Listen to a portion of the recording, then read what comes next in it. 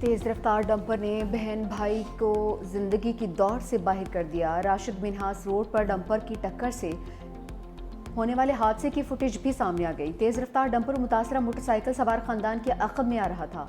पहली टक्कर से मोटरसाइकिल पर बैठी महानूर सड़क पर गिरी। डंपर ने महानूर को कुचला और मोटरसाइकिल के साथ दोबारा से जा टकराया। डंपर मोटरसाइकिल सवार बाप और बेटे को भी रौंदता हुआ गुजर गया। दोनों बहन भाई जाँ बर नहीं हो सके। वालिद शदीद जख्मी हालत में ज़ेर इलाज। हादसे के बाद इलाका मैदान जंग बन गया। शहरियों का डंपर ड्राइवर पर तशद्दुद। डंपर पर पथराव, मुश्तल अफराद ने 7 डंपर्स को आग लगा दी। डंपर ड्राइवर जख्मी हालत में पुलिस के हवाले। फायर ब्रिगेड के अमले ने मौके पर पहुंचकर आग बुझा दी। शहर में रमासाल ट्रैफिक हादसात में 546 अफराद जान बहक हो चुके। हैवी गाड़ियों के बायस हादसात में 165 अफराद जान से गए हैं। रूसी जोड़ा पहनना था, कफन पहन लिया। 22 साल महानूर की अगले माह शादी थी। वालिदैन बेटी के लिए जहेज का सामान खरीद रहे थे। हाथ मेहंदी के बजाय मनो मट्टी तले दब गए। अफसोसनाक खबर घर पहुंचने पर कोहराम मच गया। एक लम्हे में सब ख्वाब बिखर गए। जख्मी वालिद को बच्चों की मौत की इत्तला नहीं दी गई। दोनों बहन भाई की नमाज जनाजा अदा, मुकामी कब्रिस्तान में इस्तपुर्द खाक। अमीर जमात इस्लामी हाफिज नईमुर रहमान समेत सियासी शख्सियात की भी शिरकत। हादसे का मुकदमा चचा की मुद्दत में दर्ज। FIR में कत्ल खता की दफात शामिल। पुलिस के मुताबिक डंपर ड्राइवर फरदौस खान को पुलिस ने गिरफ्तार कर लिया है। मुस्तरद कर दिया। अक़वाम मुत्तहिदा की सलामती कौंसिल का इसराइली साजिशी मंसूबे पर हंगामी इजलास। पाकिस्तानी मुस्तकिल मंदूब आसिम इफ्तिखार ने खिताब में कहा कि गजा पर कब्जे से मुतल्लिक इसराइली मंसूबा इश्तिआल अंगेज़ी है। पाकिस्तान ऐसे किसी भी मंसूबे को मुस्तरद करता है। बरतानवी मंदूब बोले, गजा में फौजी कार्रवाइयों में तोसी से जंग खत्म होगी, न ही यरगमालियों की रिहाई मुमकिन होगी। अक़वाम मुत्तहिदा में फ़लस्तीनी सफ़ीर रियाज मंसूर ने कहा कि गजा के फ़लस्तीनी ऐसी नाकाबिल बर्दाश्त अज़ियत से गुजर रहे हैं जिसका तस्वुर भी नामुमकिन है। चीनी मंदूब ने खिताब में कहा कि गजा फ़लस्तीनियों का है, उन्हीं का रहेगा। फ़लस्तीनियों की ज़मीन पर कब्जे को किसी भी कोशिश को चीन की मुखालफत का सामना करना पड़ेगा।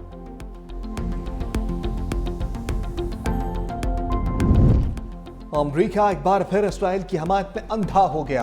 इसराइली मंसूबे पर तनकीद के बजाय सलामती कौंसिल के इजलास को ही हम कोशिशों के लिए नुकसानदेह करार दे दिया।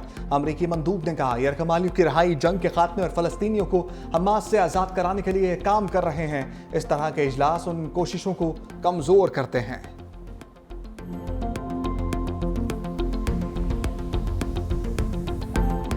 डंपर्स जलाने पर आल पाकिस्तान डंपर्स एसोसिएशन का सुपर हाईवे पर धरना। शाहराह की बंदिश से गाड़ियों की लंबी कतारें। चेयरमैन डंपर्स एसोसिएशन लियाकत महसूस ने दावा किया, हमारे साथ नहीं 9 डंपर्स को नुकसान पहुंचा। हुकूमत से मुज़ाकरात के बाद ट्रांसपोर्टर्स ने एहतजाज खत्म कर दिया। सीनियर वज़ीर सिंध शर्जील मेमन की ट्रांसपोर्टर से मुलाकात। हादसे और पुरतशद्दुद वाक़यात पर तशवीश का इजहार। शर्जील मेमन की हंगामा आराई और जलाओ घिराव की मजम्मत। कहा, इंसानी जान का ज़िया नाकाबिल तलाफ़ी है। यह हमारे लिए इंतहाई अफसोसनाक है। कराची का पुराना दौर वापस नहीं आने देंगे। जिन्होंने कानून हाथ में लिया और फसादात को हवा दी, उन पर इंसदाद दहशतगर्दी के तहत मुकदमात दर्ज होंगे। ट्रांसपोर्टर्स के नुकसान के तयन के लिए कमेटी तश्कील दी जाएगी। गवर्नर सिंध कामरान टिसोरी ने वाक़े को अफसोसनाक करार दिया। डंपर ड्राइवर को करार वाकई सजा दिलाने की यकीन दहानी।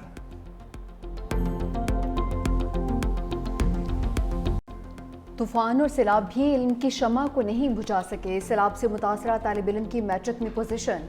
वज़ीर आज़म शहबाज शरीफ से मुलाकात। बलूचिस्तान के तालिब इल्म इकरामुल्लाह काकड़ ने रावलपिंडी बोर्ड में 3री पोजीशन हासिल की है। वज़ीर आज़म ने बलोच तालिब इल्म का वज़ीर आज़म हाउस में खैर मकदम किया। कहा, इकरामुल्लाह काकड़ का ख़ानदान सैलाब से शदीद मुतासिर था। 2022 में दौरा क़िला सैफुल्लाह के दौरान इकरामुल्लाह से इमदादी खैमे में मुलाकात हुई। गुज़िश्ता रोज़ जब खबर पड़ी तो बहुत फ़ख्र महसूस हुआ। तालिब इल्म इकरामुल्लाह ने वज़ीर आज़म से इज़हार तशक्कुर किया। वज़ीर आज़म ने क़िला सैफुल्लाह के दौरे पर इकरामुल्लाह के तालीमी खराजात उठाने का ऐलान किया था। इंतकामी कार्रवाइयों के बावजूद पाकिस्तान और आज़ादी की जंग आखिरी दम तक लड़ेंगे। वज़ीर आला खैबर पख्तूनख्वा यमीन गंडापुर का 2 टोक मौक़िफ़। कहा, रजीम चेंज से हुकूमत गिराने के बाद PTI हालत जंग में है। मुल्क में आईन कानून नाम की कोई चीज़ बाकी नहीं रही। अवामी नुमाइंदों को बिला वजह नाअहल करके हकूक छीने जा रहे हैं। कोहिस्तान स्कैंडल सूबे का नहीं बल्कि वफाक का मामला है। साबिक हुकूमतों की करप्शन को हमारे खिलाफ हथियार बनाया जा रहा है।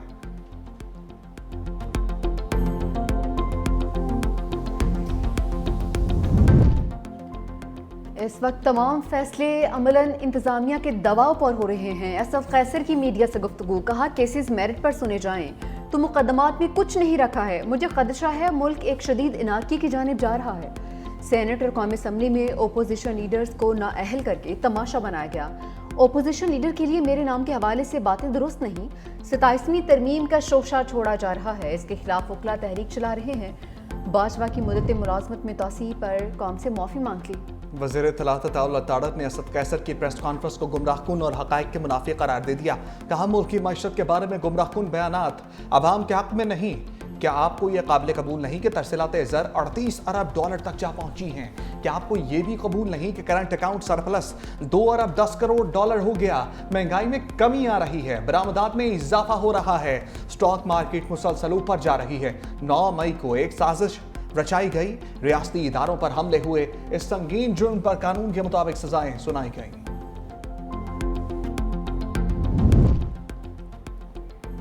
مودی کے برے دن چلنے لگے۔ سفارتی ناکامی کے بعد اپوزیشن کی جانب سے انتخابات میں دھاندلی کے سنگین الزامات، بی جے پی سرکار کی مشکلات مزید بڑھ گئیں۔ پاکستان کے ساتھ جنگ بندی اور امریکہ سے سفارتی سرد مہری بھی مودی کے لیے امتحان بن گئی۔ بین الاقوامی خبر ایجنسی روئٹرز نے مودی کے موجودہ دور اقتدار کو مشکل ترین وقت قرار دے دیا۔ آئندہ ہفتوں میں چین اور روس کا دورہ متوقع، بھارتی وزیراعظم کے لیے ایک کڑا امتحان۔ بہار کے ریاستی انتخابات میں ممکنہ شکست مودی سرکار کے تابوت میں آخری کیل ثابت ہو سکتی ہے۔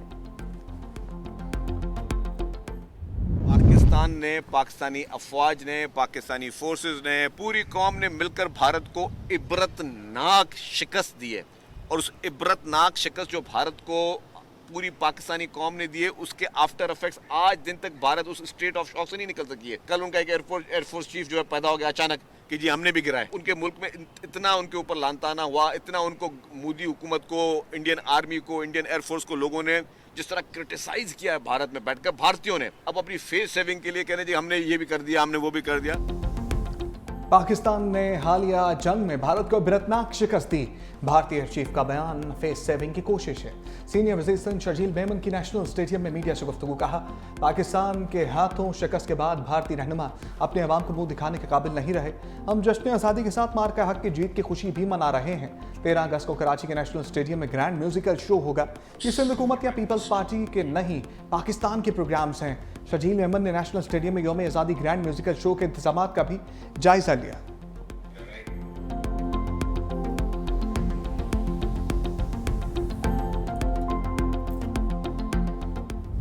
دہلی میں انڈیا کا ترنگا نہیں چڑھانے دیں گے، گرپتنت سنگھ کا اعلان، کہا کہ مودی کو جھنڈا لہرانے سے روکنے پر 11 کروڑ کا انعام رکھ دیا۔ مودی کا ظالمانہ رویہ اور غاصبیت پسندی قبول نہیں۔ بھارتی پنجاب میں مسلسل نسل کشی ہو رہی ہے، اگر بھارت نے حملہ کیا تو ہمارے جتھے پاکستان کے ساتھ لڑیں گے۔ واشنگٹن ڈی سی میں ریفرنڈم ہوگا جس میں خالصتان کا نقشہ پیش کیا جا رہا ہے۔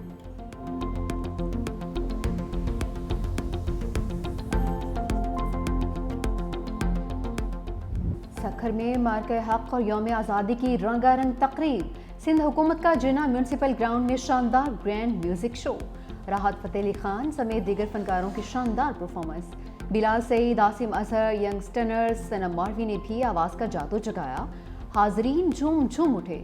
وزیر توانائی ناصر حسین شاہ کی بھی شرکت، میوزک شو دیکھنے عوام کی بڑی تعداد امٹ آئی۔ حیدرآباد میں بھی مارکہ حق اور یوم آزادی پر میوزک شو، علی ظفر نے آواز کا جادو جگایا۔ گلگت بلتستان کا ضلع ہنزا میں ششپیر گلیشیئر ایک بار پھر سے پگھلنے لگا، حسن آباد کی آبادی مسلسل کٹاؤ کی زد میں آ گئی۔ پانی کے بڑے ریلے سے چین کو پاکستان سے ملانے والی مرکزی شاہراہ قراقرم کا حصہ بہہ گیا، پاک چین زمینی رابطہ عارضی طور پر منقطع، انتظامیہ کے سیاحوں کو محتاط رہنے کی ہدایت۔